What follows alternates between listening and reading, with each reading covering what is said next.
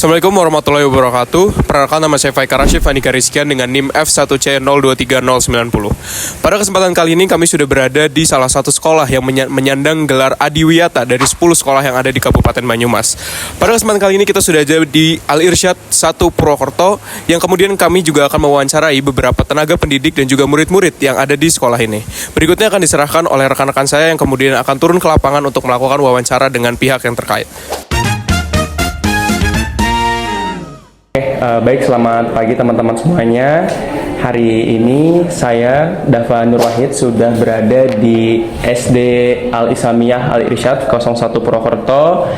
Dan sekolah SD 01 Al-Irsyad ini merupakan satu dari 10 sekolah yang menyandang gelar sekolah Adiwiyata yang diberikan oleh pemerintah Kabupaten Banyumas. Saat ini saya sudah berada dengan pihak sekolah. Mungkin bisa memperkenalkan diri Ustadz, sekaligus memperkenalkan juga tentang sekolah SD Al-Irsyad ini. Bismillahirrahmanirrahim. Assalamualaikum warahmatullahi wabarakatuh. Perkenalkan, saya Alfianur Aziz. Saya adalah kepala sekolah SD Al-Irsyad Al-Islamiyah 01 Purwokerto. Jadi menyebutnya SD Al-Irsyad Al-Islamiyah 01 Purwokerto. Alhamdulillah, sekolah kami memang satu dari 10 sekolah yang kemarin mendapatkan penghargaan Adiwiyata dari pemerintah Kabupaten Banyumas. Waktu itu di bulan, saya agak lupa, di bulan Maret 2024. Dan alhamdulillah sampai sekarang kami tetap berusaha untuk mempertahankan penghargaan apa yang telah diperoleh kami. Dan juga ada beberapa juga program-program yang diberikan oleh Dinas Lingkungan Hidup dan sebagainya, dan itu masih kami juga jalankan seperti itu. Sedikit cerita, kami adalah sekolah dasar, salah satu sekolah swasta di Purwokerto yang berdiri sudah cukup lama, di sekitar tahun 60-an, secara resmi menjadi SD. Dan karena memang isu-isu terkait lingkungan yang itu menggugah kami menjadi tergerak untuk ini sepertinya sekolah Adiwiyata sebagai sebuah keharusan yang harus kita lakukan gitu ya. Prosesnya itu seperti apa Ustadz untuk bisa jadi sekolah Adiwiyata ini? Ya, yang pertama muncul dari yang tadi saya sebutkan ya, sebuah keresahan terkait dengan lingkungan. Apalagi kita melihat bahwa isu global terkait dengan lingkungan kan memang bukan kemarin, tetapi sudah dari dulu ya, yang terus digulirkan. Bahkan itu menjadi sebuah wacana internasional yang juga terus didiskusikan oleh para pemangku kepentingan di dunia internasional ini ya, baik dari iklim, dari pencemaran lingkungan, dan juga kelestarian alamnya seperti itu. Jadi, dan juga di Indonesia tidak ketinggalan pula isu-isu itu juga diangkat. Itulah yang menjadi salah satu keresahan kami. Keresahan kami yang kedua adalah kami di sini salah satu lembaga yang memiliki visi ya untuk mencetak generasi. Salah satunya visi kami adalah memiliki akhlak yang baik. Salah satunya adalah akhlak terhadap lingkungan gitu ya, dan bertanggung jawab terhadap lingkungan sekitar seperti itu. Dan kami salah satu yang melatar belakangi kami adalah bagaimana kami mencetak anak-anak, mencetak generasi yang kelak, atau mungkin yang saat berproses itu mereka cinta terhadap lingkungan, peduli terhadap lingkungan, dan juga turut menjaga kelestarian bumi ini seperti itu. Dan prosesnya yang pertama karena ada latar belakang tersebut, terus juga ada memang program dari Dinas Lingkungan Hidup dari pemerintah Kabupaten Banyumas melalui Dinas Lingkungan Hidup yang rutin memang diadakan, menjaring sekolah-sekolah yang tergerak untuk melaksanakan Adiwiyata gitu. Artinya kami turut dan kami melihat indikator apa saja yang bisa dikatakan sekolah Adiwiyata, kami lengkapi, dan itu memang merupakan sejalan dengan cita-cita kami gitu ya. Jadi mencetak anak-anak yang cinta terhadap lingkungan dan juga bisa menjaga lingkungan seperti itu. Kurang lebih seperti itu. Kurang lebih berarti untuk jangka panjangnya Ustadz ya. Gitu ya. Kalau misal dalam prosesnya nih, kira-kira ada tantangannya nggak Ustadz untuk bisa mencapai sekolah Adiwiyata ini? Ya, tantangan tentunya ada ya, karena di dalam proses ini kan kita harus, mungkin tadi saya tambahkan, yang pertama kita harus menyamakan persepsi ya dari seluruh warga sekolah, dari seluruh stakeholder terkait dengan cita-cita kita bersama gitu ya, untuk memiliki sebuah kesadaran terhadap lingkungan yang nantinya mungkin terprogram di dalam sebuah program sekolah Adiwiyata seperti itu. Dan tantangannya itu adalah mempertahankan cita-cita itu ya, visi misi itu kita pertahankan di seluruh lini sekolah agar itu tetap bisa, bahasa kami istiqomah gitu ya, tetap istiqomah kita jalankan, dan juga kesadaran itu tetap kita jaga biar program ini juga terus berlangsung. Tantangan berikutnya adalah yang pertama ada tadi itu adalah menyamakan persepsi dan juga menjaga keistiqomahan itu, konsistensi itu untuk tetap menjaga lingkungan. Yang berikutnya adalah tetap harus mengevaluasi, baik dari evaluasi diri sendiri maupun dari pihak yang lain seperti itu. Oke, kalau begitu berarti untuk sekolahnya sendiri dalam proses mencapai itu, kira-kira kegiatan yang dilakukan itu biasanya apa, Ustaz?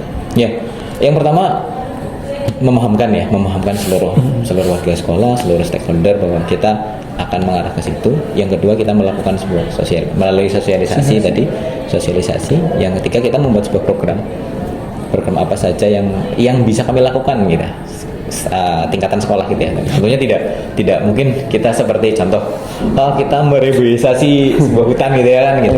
Mungkin skalanya tidak sebesar itu gitu. Kita mulai dari diri sekolah.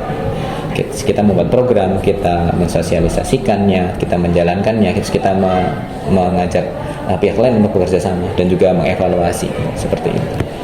Oke. Tadi sempat dengar ada pihak lain yang diajak kerjasama. Kira-kira ada kolaborasi nggak, Ustaz, antara stakeholder, mungkin dengan orang tua, dengan biasanya komunitas sekolah kayak gitu, ada kolaborasi nggak, Ustaz, dalam prosesnya? Ya, ada beberapa pihak yang terkait, yang terlibat gitu ya. Salah satunya memang pertama adalah Dinas Lingkungan Hidup ya. Dinas Lingkungan Hidup sebagai pemprakarsa program ini gitu ya, Adiwiyata. Jadi beliau lah yang selalu membimbing kami gitu ya, terkait apa saja, memberikan arahan-arahan terkait dengan program Adiwiyata ini. Terus yang berikutnya betul terkait dengan orang tua.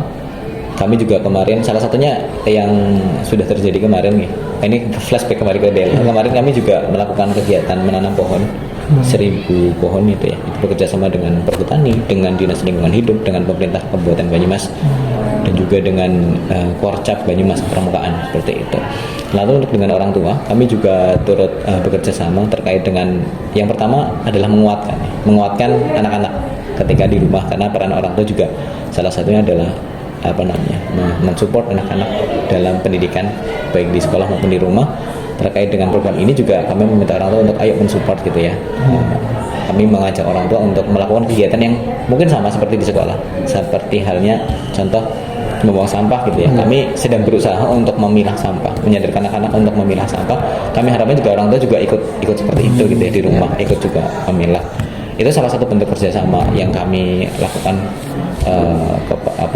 dengan orang tua seperti itu. Oke. Kalau tadi kan dengan orang tua udah, dengan pihak lain-lain begitu ya, dinas dan sebagainya.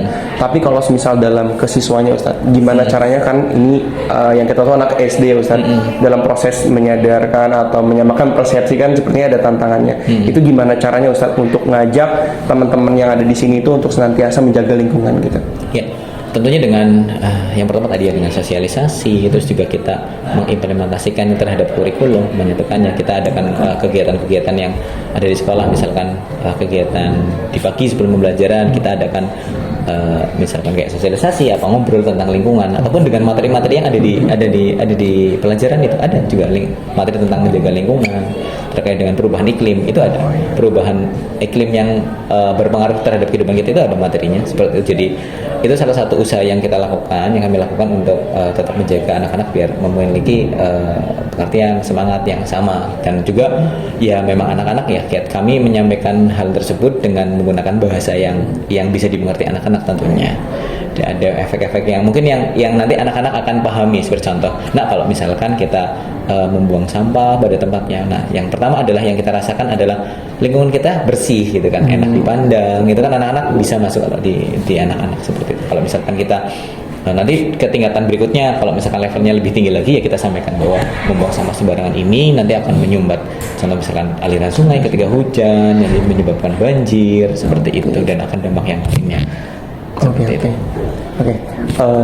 Kalau misal dengan adanya gelar sekolah Adiwiyata ini gitu, kira-kira ini bakal jadi sebuah dampak positif yang memang ada berkepanjangan atau malah jadi sebuah tekanan, Ustaz? Ya, adalah menjadi terkait dengan gelar Adiwiyata ini, kami yang pertama ini merupakan salah satu kebanggaan buat seluruh warga sekolah bahwa kita memiliki satu mungkin keresahan yang sama dan cita-cita yang sama terhadap lingkungan gitu ya, dan ingin berusaha sesuatu yang sama seperti itu. Dan ini merupakan tantangan bagi kami untuk terus istiqomah gitu, terus konsisten menjalankan program ini. Kalau tekanan sendiri ya dikatakan tekanan sebenarnya tidak ya. Kami tidak tertekan dengan adanya itu. Yang penting kita mengalir saja, melaksanakan program apa yang sudah ada dan terus konsisten seperti itu. Oke, mungkin ini bakal jadi 2 pertanyaan terakhir, Ustaz. Yang pertama terkait strategi dan tipsnya gitu untuk bisa menjadi keberhasilan menjadi sekolah Adiwiyata ini, ada tips dan strateginya nggak, Ustaz? Strategi ya, mungkin strategi adalah kita terus konsisten ya, terus konsisten menjalankan apa yang sudah kita rencanakan di awal dan terus mengupdate terkait dengan perkembangan baik teknologi, baik perkembangan alam. Tentunya misalkan contoh pengelolaan sampah gitu. Bagaimana sih kita dapat mengelola sampah yang efektif gitu ya? Yang efektif mulai dari bagaimana sih kita mengelola makan siang anak-anak gitu ya, biar lebih tidak menciptakan sampah yang berlebih gitu. Kita terus lakukan. Jadi terus belajar, intinya terus belajar, terus konsisten menerapkan apa yang sudah kita sepakati di awal, dan juga kita mengajak pihak-pihak lain untuk terus mendorong kita, terus mengevaluasi kita seperti itu. Kita ajarkan lagi, setiap pekan itu pasti ada dicontohkan sama gurunya gitu ya. Ayo bareng-bareng bukan sampah.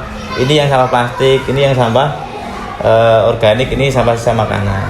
Kita kalau sisa makanan ini kan keterbatasan kita untuk mengolahnya.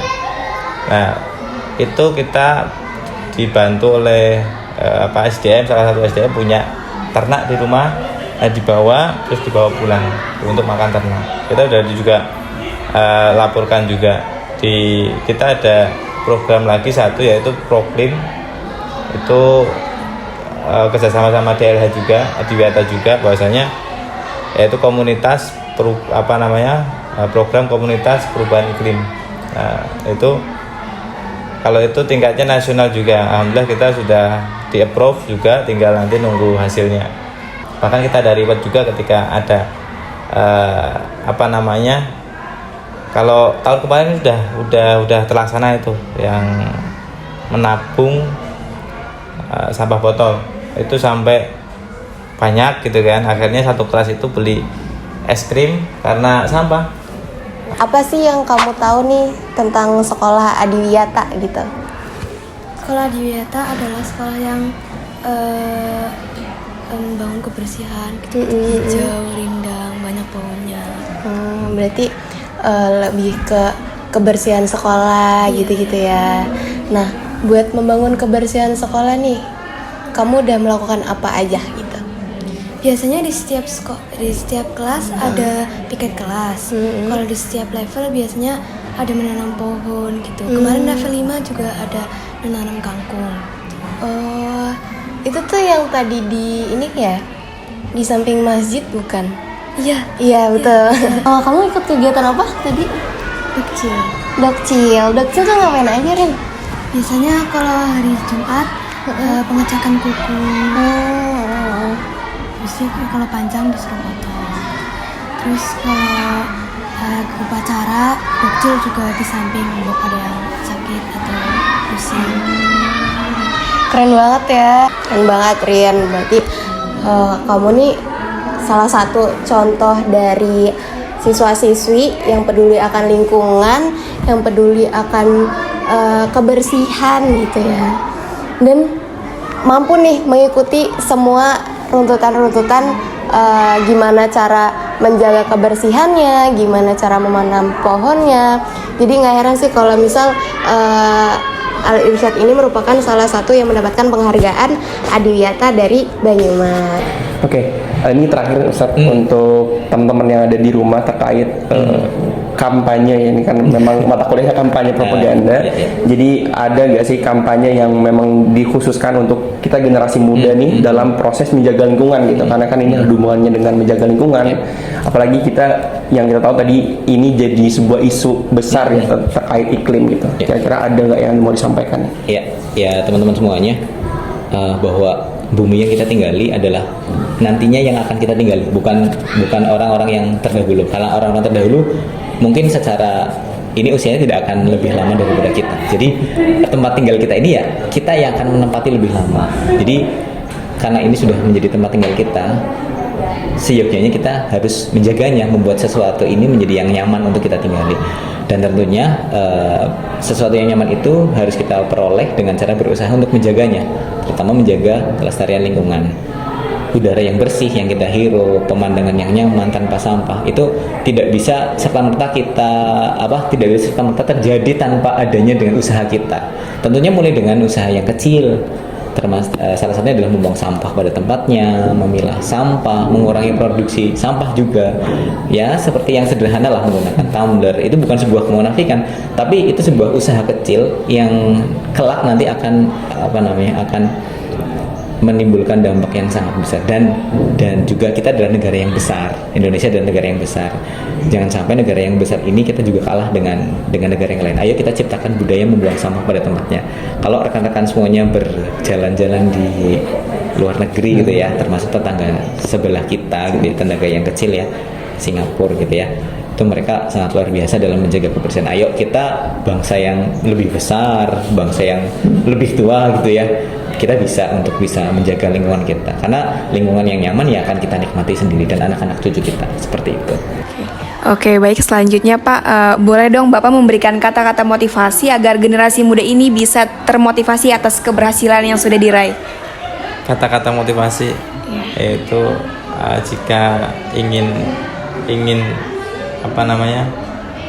menghirup udara segar ya harus peduli dengan lingkungan kita gitu kan.